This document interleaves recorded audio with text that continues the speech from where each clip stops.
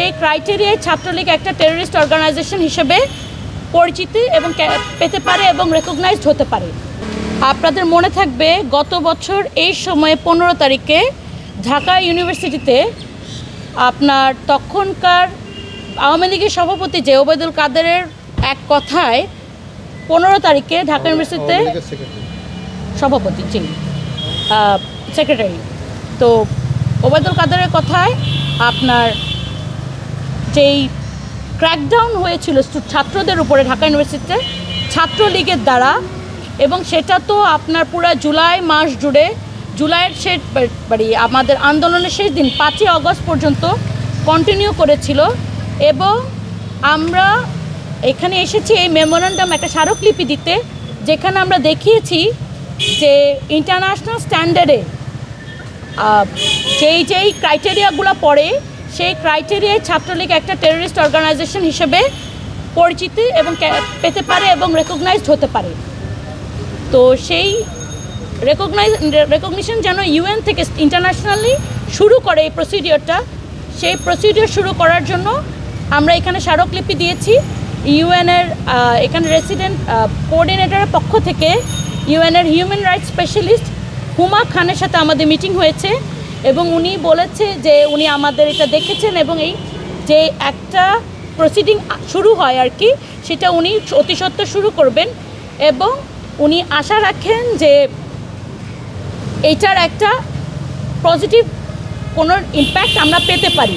কিন্তু উনি এটাও বলেছেন যে এটা ইউএনের এই ডিসিশনটা শুধু ইউএনের না, এটা মেম্বার স্টেটদেরও ডিসিশন আছে, তো মেম্বার স্টেটদেরও এখানে এগ্রি করতে হবে। এবং অনেক সময় আমরা দেখতে পারি যে ইন্টারন্যাশনাল পলিটিক্সে অনেক কিছুরই অনেক রকম প্রভাব থাকে। সুতরাং এই ছাত্রলীগ তো আমরা এটাও তাদেরকে কনভে করেছি যে ছাত্রলীগ কিন্তু বাংলাদেশের এক্সিকিউটিভ ইন্টারিম গভর্নমেন্টের 23 অক্টোবর 2024 এক্সিকিউটিভ অর্ডারে, যেটা সন্ত্রাস বিরোধী আইনে, যেখানে অনেকগুলা কিন্তু সন্ত্রাসবাদী সংগঠন নিষিদ্ধ হয়েছিল, ঠিক সেই আইনেই ছাত্রলীগও কিন্তু নিষিদ্ধ হয়েছে।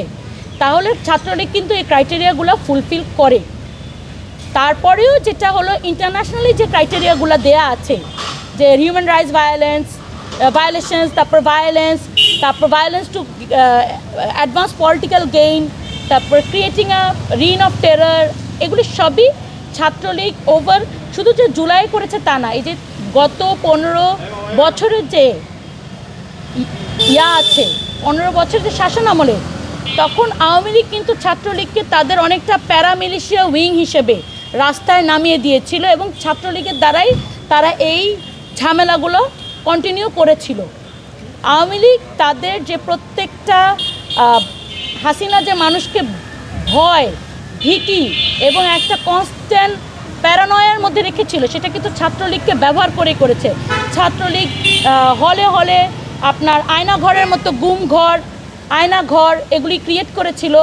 তারপরে আবরার ফাহাদকে যাকে এরকম বিভিন্ন জায়গায় একটা কোনো ছোটোখাটো স্ট্যাটাসের জন্য, একটা ডিসেন্টিং ভয়েসের জন্য ছাত্রলীগকে কিন্তু ব্যবহার করা হতো। ছাত্রলীগের ছেলেপেলে দিয়ে কিন্তু লোকাল এরিয়াতে কে বিরোধী মত তাদেরকে আইডেন্টিফাই করা হতো, লিস্ট করা হতো। এটা কিন্তু শুধু যে আইনশৃঙ্খলা বাহিনী করতো তা না, এটা ছাত্রলীগ কিন্তু ইন কানেকশন উইথ ছাত্রলীগ করতো। তো এই সবগুলো ক্রাইটেরিয়া মিলে আমরা মনে করি ছাত্রলীগ একটা ইন্টারন্যাশনালি রেকগনাইজড টেররিস্ট অর্গানাইজেশন হতে পারে। এবং কেন বলছি আমরা, আমাদের তো বাংলাদেশের টেররিস্ট অর্গানাইজেশন হিসেবে রেকগনাইজড হয়েছে, তাহলে ইন্টারন্যাশনালি কেন দরকার? কারণ এই ছাত্রলীগের অনেকেই আছে যারা এই জুলাই আগস্টে হত্যা এবং মানবাধিকার বিরোধী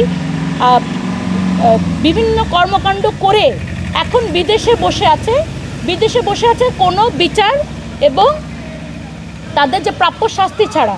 তো আমরা চাই না যে তারা বিদেশ থেকে বসে বিভিন্ন সময় বাংলাদেশে ইনস্টেবিলিটি ক্রিয়েট করুক, অথবা তারা তাদের যেই কর্মকাণ্ড এগুলির কোনো শাস্তি না পেয়ে নিরাপদে বসবাস করুক।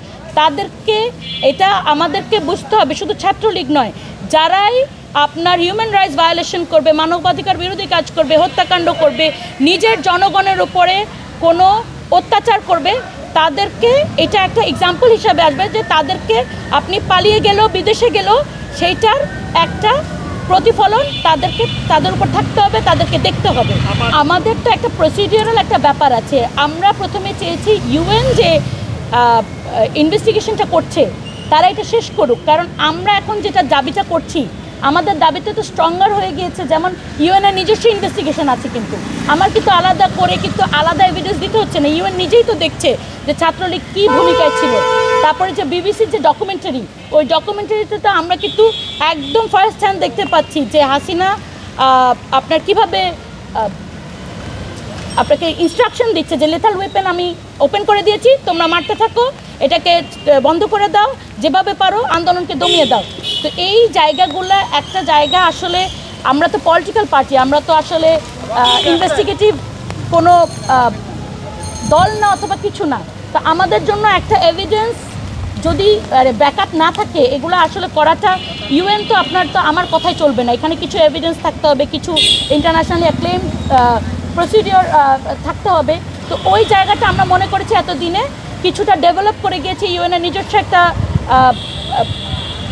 তদন্ত হয়েছে, বিবিসি থেকে শুরু করে আল জাজিরার মতো বড় বড় ইন্টারন্যাশনালি রেকগনাইজড মিডিয়া আউটলেটগুলো এটাকে রেকগনাইজ করে ফেলেছে এবং এটার প্রমাণ দিয়েছে, দেখিয়েছে। হাসিনার বিচারেরও কিন্তু একটা জায়গায় পৌঁছায় গিয়েছে, সেখানে কিন্তু এখন কিন্তু আদালত থেকে বিভিন্ন এভিডেন্সগুলো বারবার একদম শেষ জানতে চাই যে